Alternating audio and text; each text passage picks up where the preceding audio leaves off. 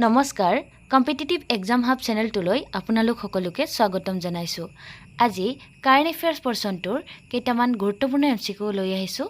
আশা কৰোঁ ভিডিঅ'টো আপোনালোকে ভাল পাব। আজিৰ ভিডিঅ'টোৰ প্ৰথমটো প্ৰশ্ন, Where did the Ministry of Sports and Youth Welfare organize the Y20 talks in Assam? ক্ৰীড়া আৰু যুৱ কল্যাণ মন্ত্ৰালয়ে অসমৰ কোন ঠাইত Y20 আলোচনাৰ আয়োজন কৰিছিল? অপশ্যনসমূহত আছে নগাঁও, যোৰহাট, হাফলং আৰু বৰপেটা।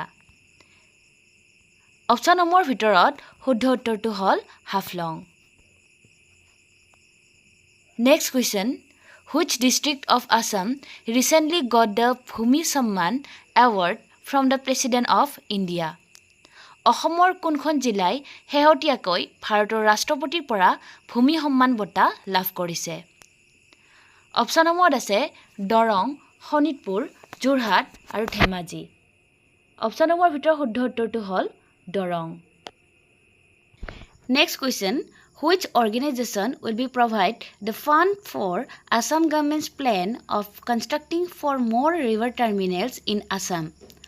অসমত নিৰ্মাণ হ'বলগীয়া 4টা নদী টাৰ্মিনেলৰ নিৰ্মাণ কাৰ্যৰ বাবে অসম চৰকাৰক কোন প্ৰতিষ্ঠানে পুঁজি প্ৰদান কৰিব? অপশ্যনসমূহত আছে এছিয়ান ডেভেলপমেণ্ট বেংক, RBI, বিশ্ব বেংক, IMF। ইয়াৰ ভিতৰত শুদ্ধ উত্তৰটো হ'ল ৱৰ্ল্ড বেংক। অৰ্থাৎ অসমত নিৰ্মাণ হ'বলগীয়া 4টা নদী টাৰ্মিনেলৰ নিৰ্মাণ কাৰ্যৰ বাবে অসম চৰকাৰক বিশ্ব বেংকে পুঁজি প্ৰদান কৰিব।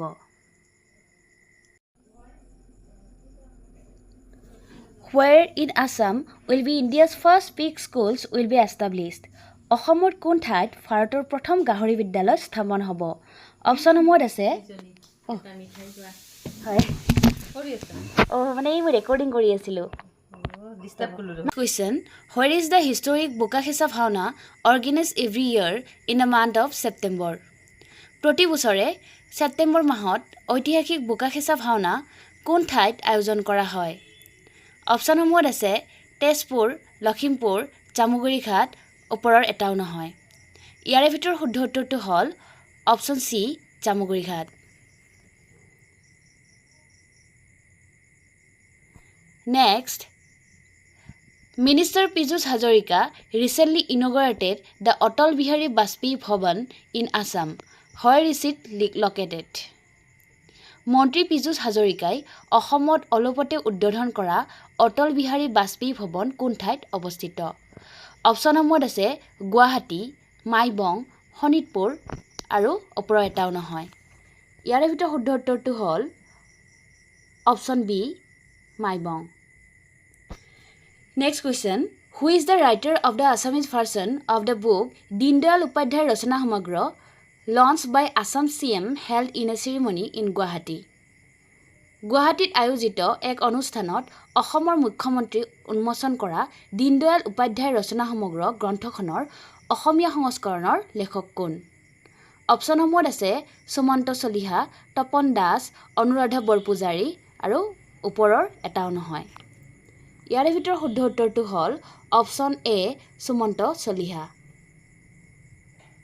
Next question, Which individual from Assam has been awarded the prestigious Switch Nanotechnology Award 2023 in an event held in Neuchâtel, Switzerland?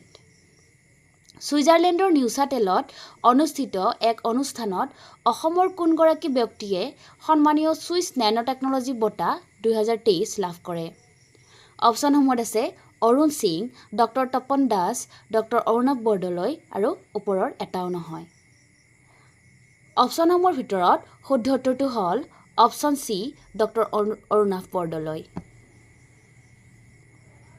Next question, The 16th edition of the Langkhan Festival recently concluded in Hauraghat of West Karbi Anglong. Which tribe celebrates this festival? পশ্চিম কাৰ্বি আংলং হাওৰাঘাটত শেহতীয়াকৈ লাংখন মহোৎসৱৰ 16 সংখ্যক সংস্কৰণৰ সামৰণি পৰে। কোন জনগোষ্ঠীয়ে এই উৎসৱ পালন কৰে? অপশ্যনসমূহত আছে কাৰ্বি, তিৱা, মিচিং, কুকি।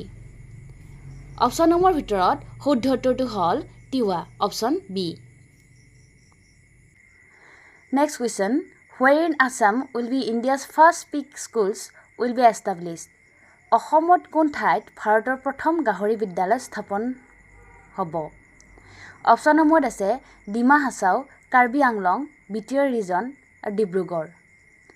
ইয়াৰে ভিতৰত শুদ্ধ উত্তৰটো হ'ব বিটিআৰ ৰিজন। এই কুৱেশ্যনটো